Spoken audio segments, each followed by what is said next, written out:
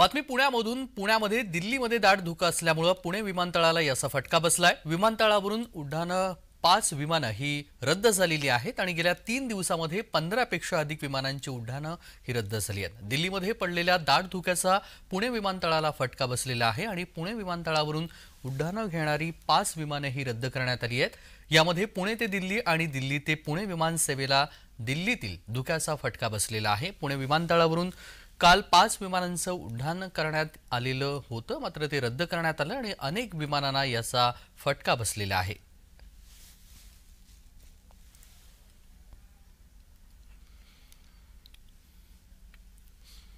आणि या सगळ्या संदर्भात सविस्तर माहिती जाणून घेऊया। पुण्याहून रोहन कदम आपले प्रतिनिधी जोडले गेलेले आहेत। रोहन, आपण पाहतोय दिल्लीमध्ये दाट धुकं आहे आणि त्याचा फटका आता पुणे विमानतळाला जी काही उड्डाणं घेणारे आहेत त्या विमानांना बसलेला आहे।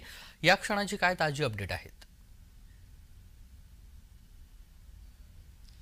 तेजस, खरं तर आज सकाळपासून देखील असाच काहीसा प्रकार घडताना पाहायला मिळतोय। आज सकाळी देखील काही विमानांचं उड्डाण जे आहे ते उशिराने झालं, काही विमानं रद्द करण्याची वेळ जी आहे ती आलेली पाहायला मिळते, कारण का थंडीच्या दिवसांना सुरुवात झालेली आहे आणि दिल्लीमध्ये मोठ्या प्रमाणामध्ये धुकं जे आहे ते पडत आहे। त्यामुळे दिल्लीमध्ये अनेक काळ जे आहे ते विमानं उतरवण्यासाठी वेळ होतोय। त्यामुळे मोठ्या प्रमाणामध्ये दिल्लीकडे जाणाऱ्या विमानांवरती मर्यादा जी आहे ती आता आणलेली पाहायला मिळते आणि त्यामुळे पुण्याला देखील याचा फटका बसलेला आहे। काल पुण्यातील 5 विमानांचं जे आहे ते उड्डाण दिल्लीकडे जाण्यासाठीचं रद्द जे आहे ते अचानकपणे करावं लागलं होतं आणि गेल्या 3 दिवसांमध्ये जवळपास 15हून अधिक विमानांचं उड्डाण जे आहे ते या दाट धुक्यामुळे रद्द करण्यात आल्याची माहिती सध्या समोर येते, कारण का आता थंडीला सुरुवात झालेली आहे। अजून मोठ्या प्रमाणामध्ये धुकं जे आहे ते दिल्लीमध्ये किंवा इतर भागांमध्ये पडताना पाहायला मिळू शकतं आणि त्यामुळे उड्डाणाच्या वेळेस इतका प्रॉब्लेम येत नाही, परंतु ज्यावेळेस लँडिंग दिल्ली विमानतळावरती करायचं असतं त्यावेळेस धावपट्टी दिसत नसल्यामुळे अनेक काळ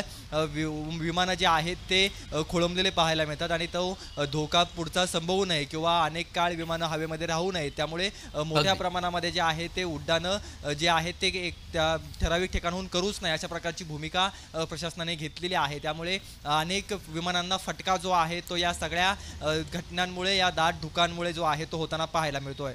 तेजस, अगदी धन्यवाद रोहन, आपण दिलेल्या सविस्तर माहितीसाठी। बातमी संदर्भातले अपडेट जाणून घेऊ।